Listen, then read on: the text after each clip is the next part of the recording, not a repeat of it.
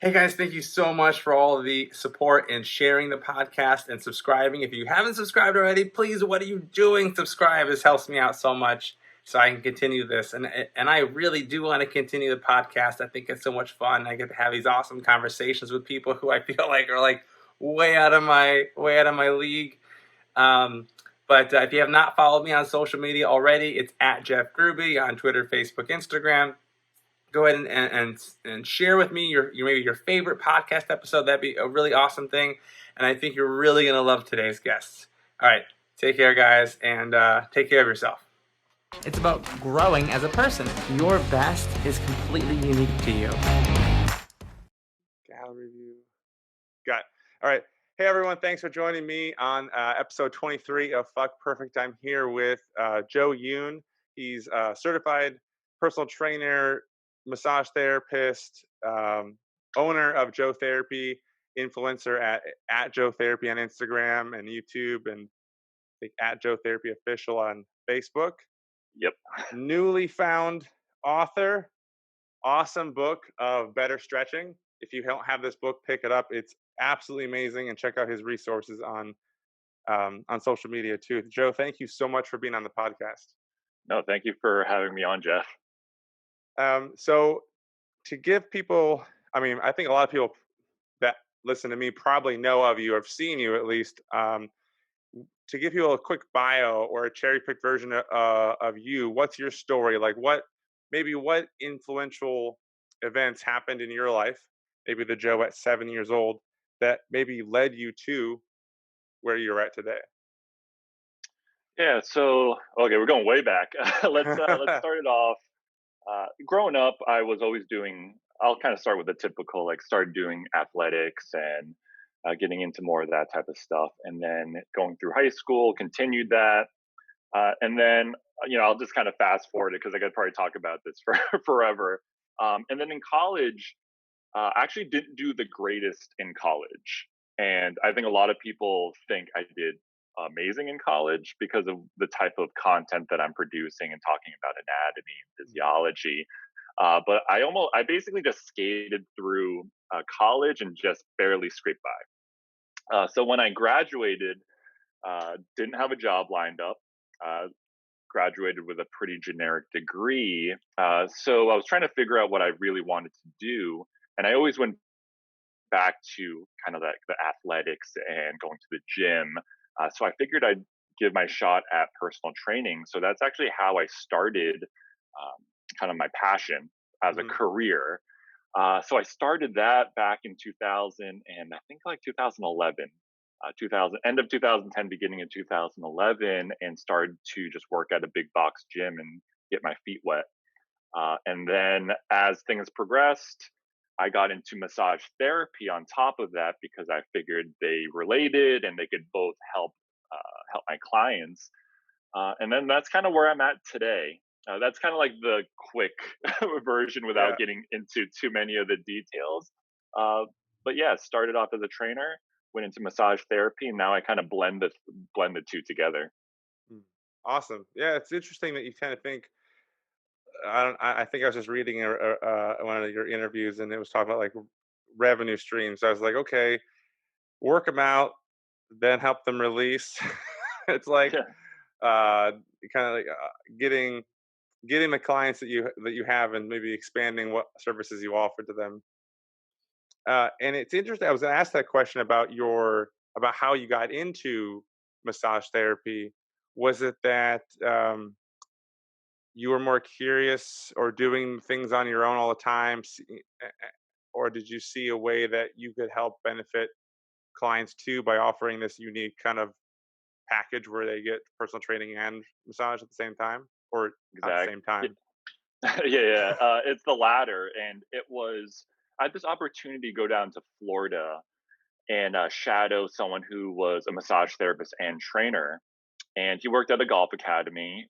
So I got to shadow him, and Mm, that's where it really sparked my interest because he would talk to the coach, and the coach would say, "Hey, I really need this person to get into this position because he's just not as efficient." So he would actually go to like the training treatment area, would do a little bit of soft tissue work, couple exercises, toss him back on the range with the coach. And for me back then, it was like magically he could get into the positions, and I was like, holy shit, like that is so cool that just after a few minutes we can at least get him into a better position so he can be better in his golf swing. So Hmm. that's actually where things start to shift, and I wanted to really get into this hands-on world, and then that's what got me into the massage therapy side of things. Interesting. Yeah, and I think a lot of times, people will leave core or associate like these massages with relaxing, and a lot of time and they can be, but a lot of times they're not, right? In Yeah, terms of yeah, like maybe the physical therapy side of massages, where like people think, oh, I'm going to a physical therapist and doing these techniques, and oh, you're doing stretching work, right? And I know in your book you kind of talk about that as well. So the difference between obviously dynamic static and relax contract, right? exactly. And for us as massage therapists, we kind of get put in the box. When people think massage, they think going to a spa, getting under the sheets, and just relaxing. Where I wanted to take a little bit of a different approach, and like I love that type of massage too. I love Hmm. getting deep tissue and just zoning out and passing out for an hour. But when it came down to what or the clients I was working with, they were a little bit more, they were a little bit more active, and they wanted something that was maybe a little bit more intense, but really helped their performance. And that was the type of work that I wanted to provide to them. So I started to do more of that type of work, more of like the deep tissue and the more of the kind of like the kind of the pin and stretch where they're actually moving. So Hmm. it feels like it actually mimics what they're doing in the gym or in their training. And a lot of people love that. And I'm currently in Orlando, Florida, and there's a big fitness community here. It's like everyone at least does a fitness competition, like once. Uh-huh.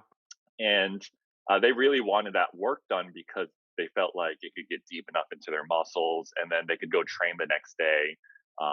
And then they could pose a little bit better during their fitness competition. So that's the type of stuff that really kind of gravitated towards me. And then I found a really good market down here in Florida.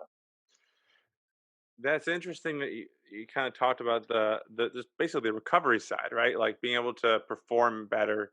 And I got really interested in that the last year.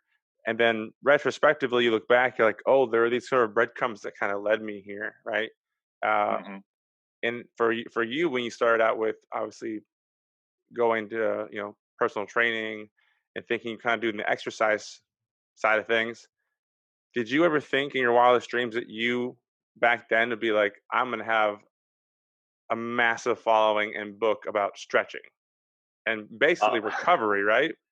yeah, yeah. No, not at all. And back then, social media wasn't really that big. It was 2011. So, Facebook was the big thing. And I think Hmm. Instagram was just starting to come out, but Yeah. it was just taking pictures and you would throw a filter on it. Right.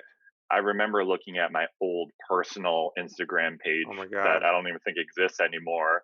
But if I scroll all the way to the bottom, it's literally like pictures of me and my buddies or what at the bar, just drinking and taking pictures. But it wasn't that type of platform back then. Hmm. So my whole thought process back then was just what career or what job would I enjoy, Yeah. and just trying to get really good at that. But then as things started to progress, and now there's a business on every platform. It's like people Sure. use Instagram for business and TikTok for sponsorships, and things have changed a little bit, but I always make sure that I remember why I got into the career. It was always about helping people. I think a Hmm. lot of us back then getting into that type of career, it's not really about the money. It would be nice, but it's about just helping people achieve their goals. Um, and that's still the goal today. Yeah, I have a very similar path. Like I know specifically kind of growing up, I wanted to be, I mean, I went way off, but like I wanted to be a therapist when I was 6. I'd imagine these people, like these women, would come in when they had kids, and then I would give my Dr. Seuss books to these kids to entertain them while I helped the women with these problems or these moms. And I'm like, wow, thinking back, like this is probably related to my mom and trying to get her because she always was chasing happiness. She was always thinking happiness was this external thing. Grass is always greener. When she got it, didn't stick. Um, and then one of the ways I thought she could be happy was making her laugh or entertaining her. So I started pursuing acting and trying to go down that realm of like if the greatest influence could be being an actor, that could be really cool. But all along the way, I kept having these things occur where I was just gravitating towards helping people and teaching, helping people teaching, whether it was like volunteering to teach my like 80-year-old art teacher in high school how to use a computer, uh, to helping kids or teaching theater and doing all these other things that I was just always teaching.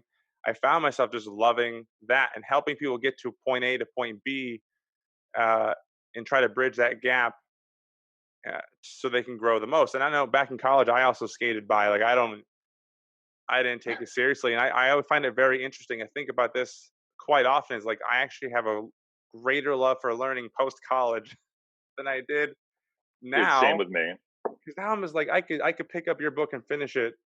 I mean, I did really fast, or I could pick up a nutrition book and be like like people used to read Harry Potter. I would read this stuff.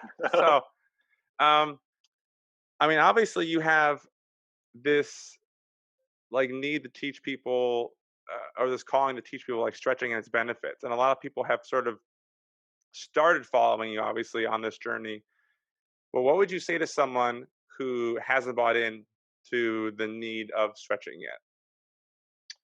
Well, I want. That's why I kind of wrote the book too, because I think it breaks it down into very simple terms, but also it includes other things into uh, kind of the whole fitness pie. Hmm. Uh, because when people look at my Instagram, they're just like stretching, stretching, stretching all the time. But I want people to realize that there's different little sections that need to work together to, optimize everything. And the stretching is great because a lot of us just tend to be a little bit tighter, and Hmm. we do a lot less activity nowadays. And a lot of the people who watch me, like every demographic follows me, but it's a lot of Gen Pop. So people who might not work out as often, or people who just work at a desk all the time. And that's a lot of the feedback that I get, where sometimes just bending over to pick something up, they might like throw their back out. And like that's Yeah, happened to me before. And just like maybe some shoulder pain in their upper back. So my whole goal was just to get people moving a little bit more. And the more you move, I like to like kind of like the gateway drug. It totally. maybe will, yeah, it might get them to exercise more since they don't feel as bad as often. So if they're stretching out, they're feeling good all the time, and then I blend in a little bit of that strength training, Hmm. then it might get addicting to them, and then hopefully they start to adopt a better and like healthier lifestyle. So I always like to say just start off with the stretching, Hmm. especially if you're feeling tense and stressed and have some pain, and then see how it goes and kind of go from there. Yeah, I love that. And one of the things that I do when I work with clients, I tell them initially if they want to start working, I say, okay, first off, let's focus on you getting 7, 8 hours of sleep every day, go for 10-minute walks every day, and just drink a lot of water. If you can do that for 3 weeks, then come back, check in with me. But if you can't, then that's a great plan to start with. uh, People will Exactly. help them out. And I cut them off. I might be shooting myself in the foot. I say after 3 months, I think I should. My goal as a teacher is like I should have equipped you with at least some sort of BS blinders where now you can Mm. guide yourself through and you be on your own. I don't after 3 months. I'm like, okay, I will not let you pay me anymore. Um, Probably Yeah, a I terrible mean, business model, but no, I mean, uh, we're very similar, and I think the goal is to help people yeah, sustain, whatever they're doing. So I actually have a very same model in my in-person clinic where I do my massage therapy and sports therapy. Is a lot of people and a lot of businesses, they go off of the recurring revenue. I mean, that's sure, how they make their career, right? It's like, hey, come in, and then once they come in, oh, how many more times should I be coming in after this? Whenever people ask me that, I say, you know what, check in with me after 2 weeks. If you're still hurting, let's come back in for another session. and see how it's going. And then I give them some homework, see how they Hmm. feel. But if they feel fine, I tell them not to come back, to be Yeah, honest, because you're good, and just continue with some of the exercises that I love I that. gave you. But if you're a little lost and you need some extra help and maybe you're not in pain, yeah, come back in. I can give you more ideas for, during that session. But I'm on that same thing. I'm like the worst business guy ever. It's probably shooting myself in the foot. I probably should be in a nice mansion or something by now. but excuse me. Um, but yeah, I mean, my business model was the same. It's like if you help people first, Hmm. and then I'd rather be the person who helps someone and then they refer people to me because I actually Sure. help them, not because I just see them every week and they feel good Yeah. every single week. Yeah. I just had a interesting quote last time come up where it was like, if you're hand holding someone too long, that's a red flag. Like, it's basically like, and I don't want to. Like, honestly, I don't. When I was a teacher, I would always look forward to the next year because I'm like, okay, these kids, I've got you as far as I can. Uh, but it's just it's really interesting to me to I don't even really focus on the width of how many people I can help. It's more of the depth. Like I'm interested in like helping you fix something for life. Like there's and in the fitness industry and health too. There's so many programs out there that do work, right?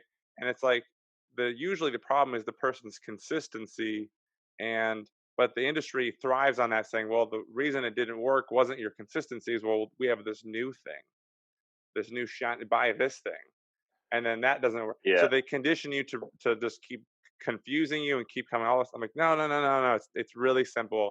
It almost all works. Almost. I'm not a fan of carnivore diet, but like it almost all works. Uh, um, Yeah. Another question I had was, okay, do you find in your business that people tend to be more reactive when coming to you as opposed to proactive regarding to their health? Like for me, I only stumbled upon you because I had a problem, right? Uh, Yeah. And I mean, that's natural. uh-huh. Same with me if I'm feeling super tense or whatever and I need to get some like a massage or something. I usually wait until the symptoms are there. Mm-hmm. Um, but I try to, I mean, and that's usually the majority of people who come in, other than maybe my bodybuilders.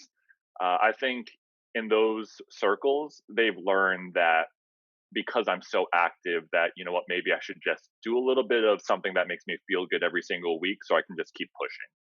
Mm-hmm. But for the majority of people, it's like, hey, this hurts, let me Fix it. book a session. Exactly. Yeah. So it's mostly reactive, but I try to make sure that it's a little proactive after, and That was my they're next question. mindful. Nice. Yeah, they're mindful of their body because only you know your body the best. So if you Mm-hmm. start feeling something that's starting to bother you, then be cautious of it. Like I was doing pull-ups yesterday and I haven't, I've been just doing a ton of pull-ups during self-isolation. And I like woke up with a little funky thing in my neck and my back. But that's just now I know, let's take it easy for a couple days and then we'll just Yeah. revisit it later. Where I think a lot of people that I work with, they get pain, but then they keep doing the thing that's Oh yeah. aggravating it. I mean, it's I can tell them not to do something and they still do it. Yeah. So it's slowly trying to get them to kind of buy in. And it's like, hey, you're not going to lose all your gains in 3 days. Like, let's calm down, just do something else, and then you can get back to it.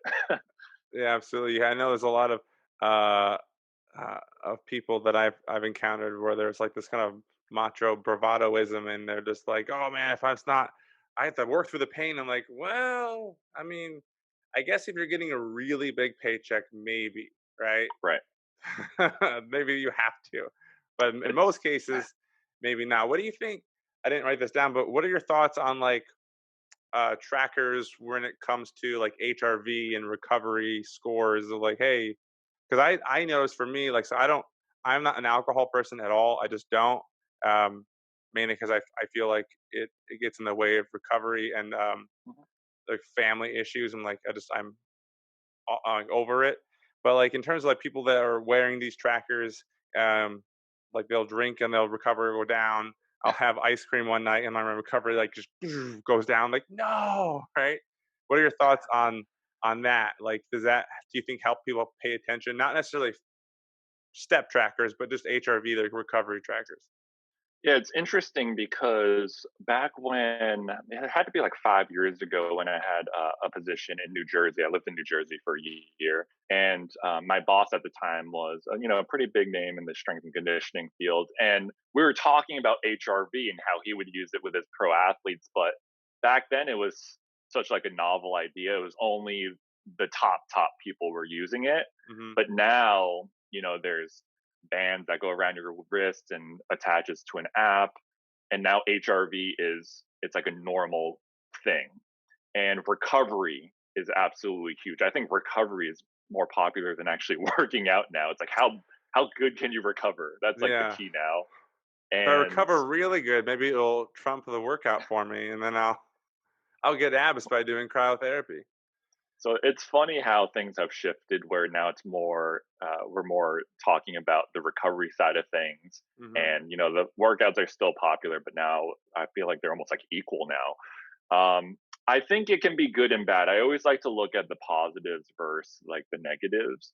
Yeah. I personally don't use one because I think the more things that you start to tack on into your personal routine, like Hmm. HRV, um, really counting your macros. Again, it like depends on what your goals are, right? For me, True. I'm just trying to like be above average fitness level and, you know, be somewhat healthy. So Yeah. I think adding in like HRV, having a dietitian, I think it might make me crazy over time because once you mess up, you'll freak out. So let's say you don't get Absolutely. Yeah. I do I should get it trademarked. I don't know. I call it a WTF plan, like when things fail. And it's like cuz things are gonna pop up, and the idea is like you need to be okay with that. And I think everyone in these days are at least more so now, they're trying to like have these lists crossed off, like these completion lists. Like I gotta get everything done before I Mhm. start this new thing. I saw a really funny meme. It said, uh, 2020 doesn't start on a Monday, so I guess I'll start exercising next year. Right? So it's like people have these like it needs to be just perfect, and people are waiting for things to be perfect to start, which is why the idea I had this podcast is like fuck perfect is like Mm. fuck the expectation that we have of ourselves to start something or to be better. And it's the idea that you can still tackle something new and learn to balance problems because problems are never going away, right? It's just how you handle them. And I think like when you do stretching, you're not saying in your book at all or anything that I've ever seen you post is like to stop doing things. Right. You're just saying this is how you could actually help your body to manage the things that are happening in your life, right? Exactly. I never tell people to stop what, if there's a little bit of discomfort or anything like that. I never say like stop doing that, but let's modify. And kind of going back to kind of like the HRV stuff, if that helps you get into a better routine, Mhm, and it's better than being unhealthy, right? mhm. Then maybe being obsessed with the numbers is better as long as you're staying healthier. Then I say totally go for it. So again, like I always play this fine line with saying do this, do that. It's because everyone's different. For me, I don't think I would benefit from it, but for someone who has shit sleep and they really should monitor it, then yeah, maybe they should do it. And that kind of goes into like my stretching stuff. It's if you're in pain, do the stretching, uh, but still work out. You can just work your way around it for a little Mhm. bit and then slowly ramp your way up. It's everything nowadays. It's like 0 or 1. It's all or nothing. Yeah, all or nothing. Yeah, exactly. Yeah, it's like it's binary. It's uh, I can only do keto, right? Or like Right. I can only be vegan. It's like why not just mix in a little bit of everything? For me, that's what I've always believed in, Yeah. and um, you know, I live a pretty like simple life too. I'm not trying to like be the best athlete in the world or the most flexible person in the world. So I Mhm. kind of live in this middle area. So, Happy but medium again, is a that's real thing, right? Yeah, and again, that's just for me. Some people want to be the, Olympic level whatever, and Sure. they want to be the most shredded person ever. Then, I mean, that's good for you. Yeah. But for the majority of people, we kind of live in this like 90% in the middle. Yeah. It's interesting, talk about HRV. I never thought about this before. Is like how I think a lot of these trackers can promote a certain level of anxiety or stress, and Oh that yeah, and that would actually like be ironic and counterproductive to the idea of tracking HRV. You would just now that you started tracking it, you're like, oh, it's getting better. Then you're worrying about it all the time, and now it's getting worse. It's like a loophole. yeah. It's sometimes I think now in the age of information, it's like you just find information everywhere. People just throw out, and I see this in my Hmm. profession too with medical. They throw out all of these, very intense terms, very complicated terms, Hmm. and they also will try to like give you too much information. So when the client sees it, they're like, "Oh my god, this is wrong. This muscle is wrong, and this ligament, and that's why my back is hurting." And they start freaking out. Where you could have just said, "Hey, if you do this exercise, it's just going to help your back a little bit.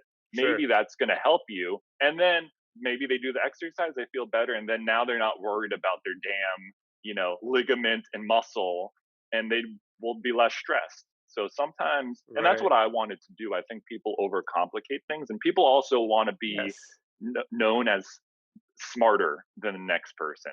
There needs to be like this like bravado. It's like I got to be the most intelligent person in the room. It's like, well, maybe you should care about the person first and how Yeah. they feel, and then work from there.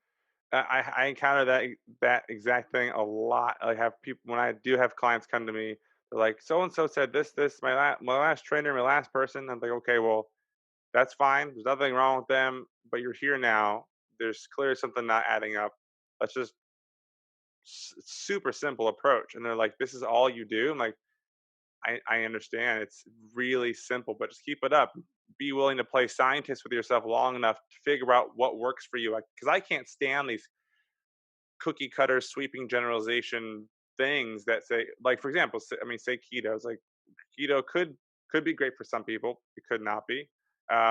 It could have health benefits for some people. It does work, but the idea is like, I forgot where I was going with that, but just the idea that if you just don't, it doesn't need to be super complicated. Just take one thing, stick with it, try it out. Yeah, play scientist with your body.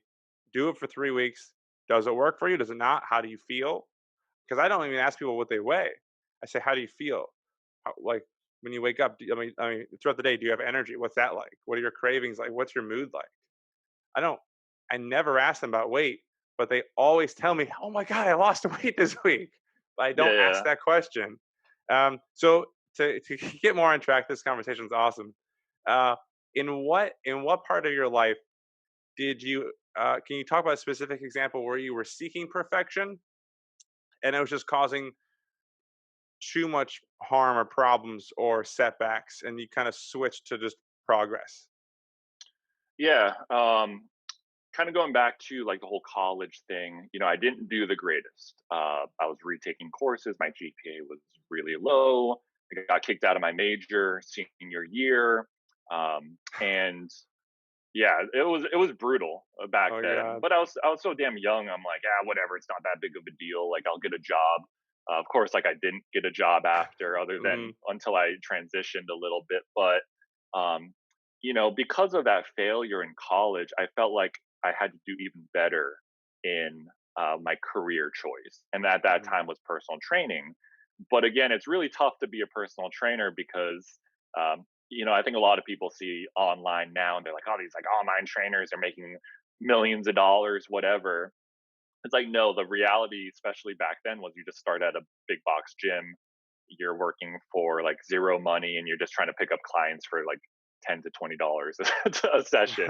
I mean, I was making very little money, very, very little money. So when I was in that arena, I was always trying to find the top people in the industry and emulate exactly what they were doing. I'm like, this guy has the perfect model. Let me be that charismatic guy and yell at people like boot camp style. And you know what? Maybe that's what's going to get me to that level or be the smartest person in the Hmm. room. Um, and that probably made it worse because I was trying to attain something that, first of all, is probably not attainable. And then it's also not who I am. And that was deterring me from actually concentrating on what I should be doing. So it goes right into my social media. Um, at the beginning and with a previous Instagram I was trying to actually do a golf fitness page. So some people know this. Some people who followed me back then follow me now.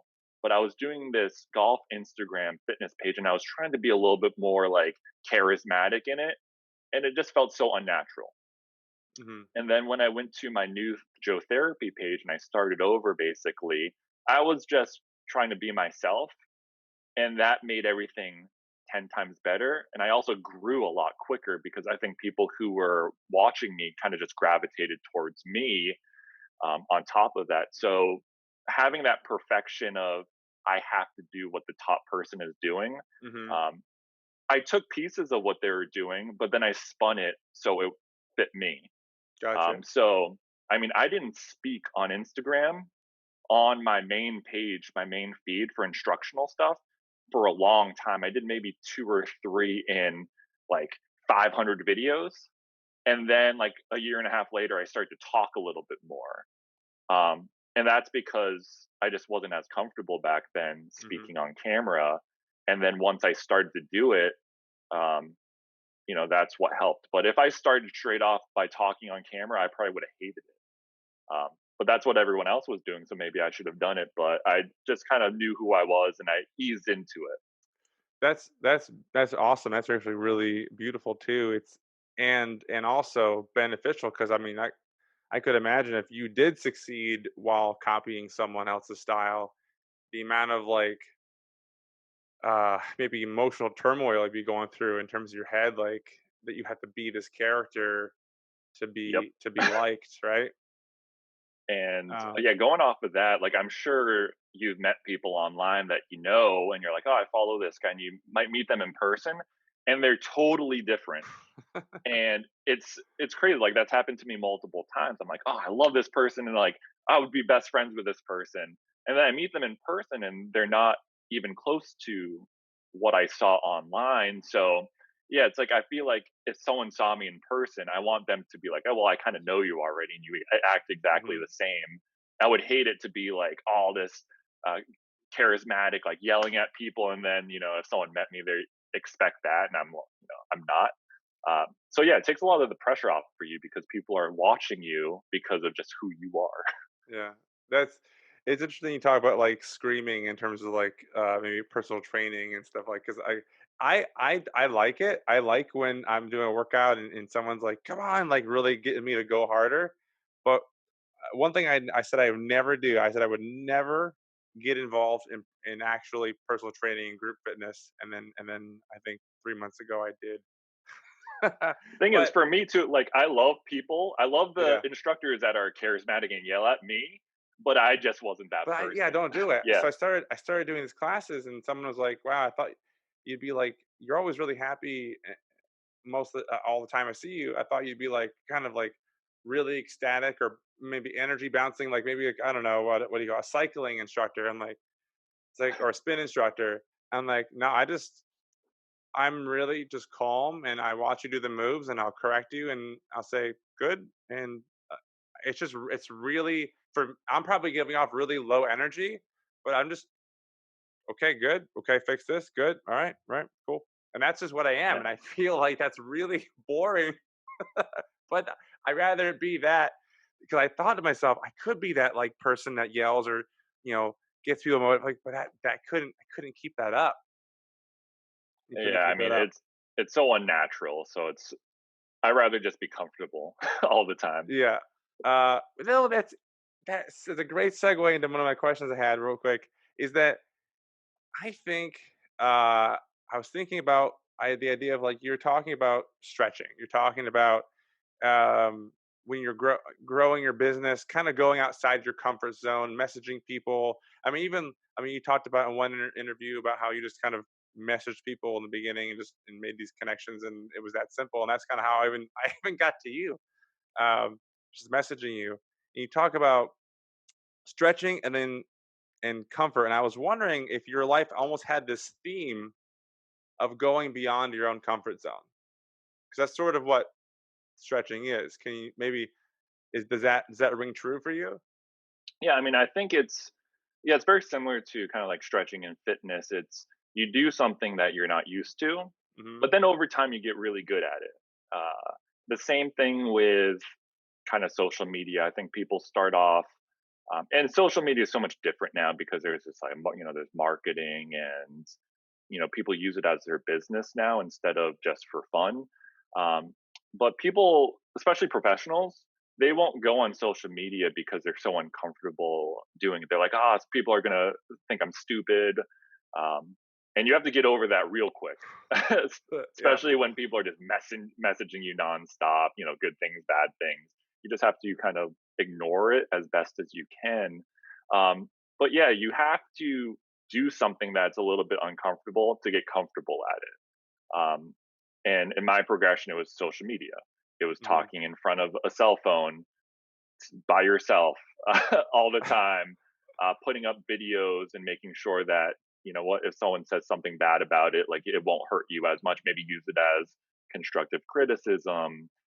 Speaking, I did my first in-person talk like in front of an actual crowd, and I get very anxious too, which again a lot of people don't realize. In front of big crowds, I get pretty nervous. It's a lot different than talking to a camera Oh, with absolutely. no one around, right? It's like your voice changes. It's like doesn't sound like you. You can't be yourself. And I got invited to speak in front of with on a panel in front of maybe 250 people. Actually, in Austin. This is when I went to Austin, Nice. and uh, I was so nervous. But you know what? I said, "Let me just do it. I need to do this eventually," and I did. And people gave me great feedback too. So um, and it just things just got easier and easier the more opportunities I got. So you got to step out a little bit. It might take a Hmm. while, and it doesn't have to just happen overnight. I mean, this is a progression for me of 3 years of actually just being on a podcast. So It's interesting you say that because so in college, I also sought, just like you said, I was basically easy way out, least amount of effort. Totally, probably missed a lot of opportunities, but exactly, that's fine. But what I learned in college was like, okay, if I don't present first, I have to be. I felt like I had to be better than the previous people, but I was nervous as hell to go first. It's like, okay, so what yeah, do I want to do? Do I want to be nervous and go first, or I have to actually have to put in more effort in my my work and sort of maybe come out better. So I learned in that lesson in the college, like I'm gonna go first every time. Even though I'm like, don't do this, don't. I'm like, I made my hand, I do it. I'm like, oh, I don't want to do this, and I would go and try to do my presentation or whatever I had to say first, because then I'm like, oh god, yes, now I can relax. And of course, people are gonna get better or worse than me, right? exactly. And I started doing it that way to kind of get out of my own comfort zone. It was interesting when I was reading your book, Better Stretching. I, for some reason, thought there was going to be some sort of like golden ticket of a tennis ball popping out on one of these pages. Like I'm like, when's the tennis ball coming? Uh, and I don't know why, but yeah, actually, with your people that don't know your videos, a lot of times you have the tennis ball to use it, or you've been thrown Yeah. at the camera, right? So I was like, man, I thought I was getting ready for that sneak attack tennis ball to come out. Um, in I was curious, like I know a lot of times. Actually, let's skip to this question. I have a bunch of because I know time's getting up. Uh, some quick fire questions to ask you. Mhm. Maybe some are easier, some are thought provoking. Are you ready? I guess so.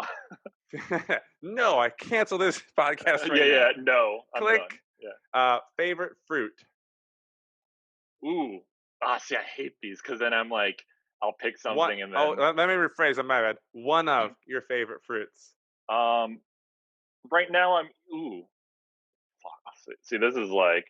Right now I'm eating the most probably of bananas Yeah. and blueberries, but I'll probably just say bananas for now. Yeah.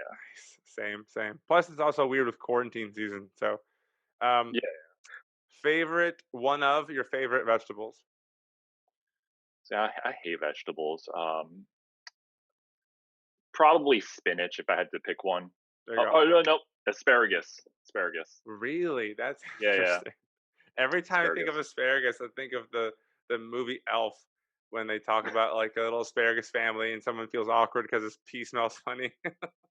It's weird. I remember one of the first times just eating asparagus, and then I went to the bathroom like, what the hell is that smell? Yeah. What's wrong And with me? then I realized I remember watching this Austin Powers movie where he has asparagus and then like smells and Oh my uh, god. yeah, yeah, and then yeah, so asparagus. That's the one I probably eat the most. Nice. Uh, favorite go-to treat meal? Right now, I'm doing a lot of pad thai. I'm doing a lot of Mhm, takeout pad thai. I'm a big sweets guy though. Then it's Ben and Jerry's. mhm. Favorite sport? I like to watch football the most. Mhm, I play. I don't really play that many sports anymore, but let's say golf just for fun. mhm. The last time you needed to laugh really hard, what did you do? I just kind of go on my social now. There's a couple meme pages that I think with Corona going on and everyone being home, everyone's just watching these memes. And Uh, there's so much content out nowadays. It's just like hilarious. So if there's a really good caption, I kind of have a dry sense of humor, and there's a good video that goes to it. I remember just laughing at something this morning. I just can't remember what it was. one of the things that made me laugh really hard recently was there's a picture of like everyone thought like 2019 was shaped up to be their best year or 2020 Yeah, is your best year, and then it says what 2020 is actually like, and it's like a scene from The Office when there's like a fire drill and Oscar's like climbing up yeah. in the thing. I laughed so hard for so long at that meme. Um, what? Okay, so in your experience of people needing to stretch or AKA loosen up, besides their bodies, what do you think is the best or most important thing people loosen up next? Say that again. So, So aside from people's bodies needing to be stretched and work on their tightness, okay. what do you think besides bodies do people need to work on loosening up next? Probably their brain, their mind, like loosen up a little bit. There's so many people who are super like high strung um, and again, like the stress thing is really, really big right now. I think Hmm. mental health is, I mean, it's like blown up. I mean, I Sure. remember it used to be mental health was weird and like people kind of frowned at it. It was like, it's like, oh, you have like mental health issues. You're seeing a therapist now. Like I see a therapist once in a while, Yeah. just to make sure that things are good going on in your brain too. I think people need to loosen up here and get understanding of what's going on, then that Yeah. things are can be okay and all that stuff. Yeah, so I would say their minds because um, damn, if your brain is not working, nothing else is gonna work. That's a good point. I started seeing a therapist just to honestly, I was like, I want to be an awesome dad, so I want to figure out what's going on, if anything's going on in Yeah, my brain. And I go in with one issue and I come up with like mass amounts of other issues, and like I don't want to talk about this anymore. but they but she's like, oh, you definitely have anxiety. I'm like, really? I don't feel anxious. And like, oh, mm. you do. And I was like, oh, okay. And then that was the time where everyone started talking about their anxiety. I'm like, and that actually, I'm really anti-trend. So if everyone's talking or doing or talking about something, I'm like, don't want to acknowledge it. So Yeah, I yeah, knew I had it, but I'm like, I don't want to talk about it because everyone like there's a difference I think between having everyone has anxious feelings, but then there's a different level of like, are you medic? Is there a medical version of anxiety, right? exactly. So what is one of your happiest memories? Um, I would probably say like on a career standpoint, I'll just make it like that way. It was getting my book deal. Hmm. So that was probably it kind of like validated everything I was doing, which which was very important to me because I was making like no money at all. Felt like a failure the whole time going through this process. And I mean, I got my book deal last year, so I was 32. But it finally felt like things were going to be okay. You know, it's like Uh-huh. uh, things are going to be fine. So that kind of just showed me like all of the shit that I went through, like posting on social media when I had 100 followers and everyone saying that's so stupid, get a real job, like what you're wasting your time.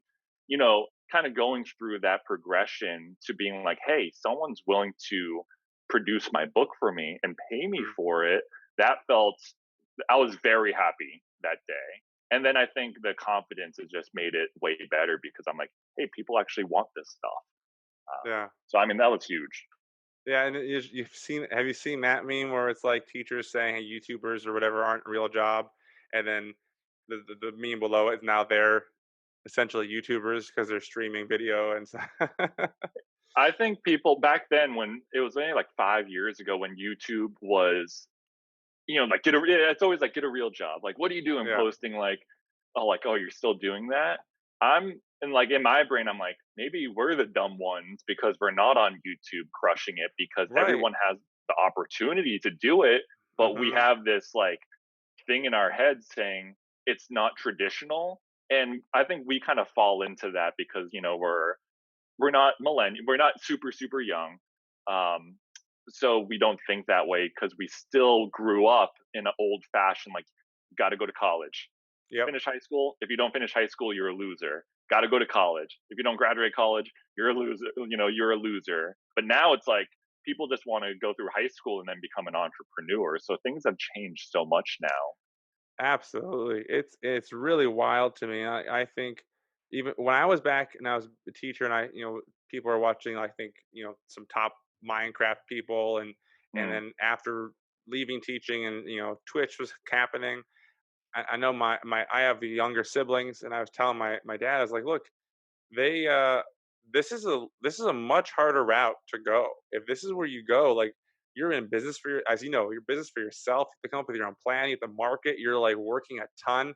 There's a lot of effort that goes into these that's behind the scenes. People think, oh, they're just entertaining me or doing something stupid. Like, no, yeah, yeah, there is a lot more than just, hey, I got my degree in accounting and I'm an accountant, a 9 to 5. It's almost like uh, I'm just shooting off the cuff here. Like everyone claims that this younger generation's entitled, like I just deserve things without rewards.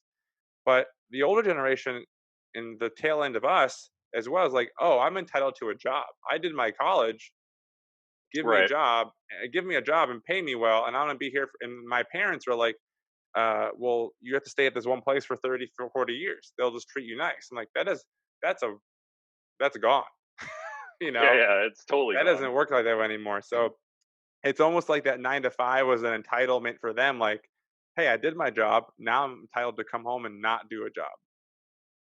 Yeah, and some people like that. They like some people think the secure job is the 9 to 5, Hmm. and it's crazy because all of this stuff is happening, and look what's happening. It's not a secure job. Yeah. So the whole, my whole like past 3 4 years, people are like, oh, you should just get a real job. I'm like, maybe having a job is more risky. Like working for someone is a little bit more risky than actually working for yourself. Hmm. Um, again, it's different for this different situations, but um, yeah, it's nuts. And then if you have a college degree, a lot of the older people, it's like, why don't I have a job? Like I should be able to get a job, but um, it's very interesting time nowadays. But I didn't like having someone tell me what to do, and I think, Yeah. I mean, if someone saw me, if I had a boss and they saw me what I do every day, they'd be like, "Wow, I'm firing Joe." But I just work differently and get things done. I just do it in a different way that fits how I like Yeah. to get it I done. kind of Yeah. see it like tortoise and the hare, like the hare might work 9 to 5, but you're the tortoise and you work like 9 to 9, right? It's like you might be working at a different speed, but you're more consistent. You take breaks when you need to and that kind of Yeah. stuff. And that's awesome. Hey, but thanks for being on the podcast. If you haven't seen or heard of Joe yet, check out his social at JoeTherapy. His book is Better Stretching. You get it on Amazon. That's where I got mine. Thank you so much for being on the podcast, Joe. No, thank you for having me on. Yeah, thank you, and be safe. Hey everyone, today's episode is brought to you by Vivo Life.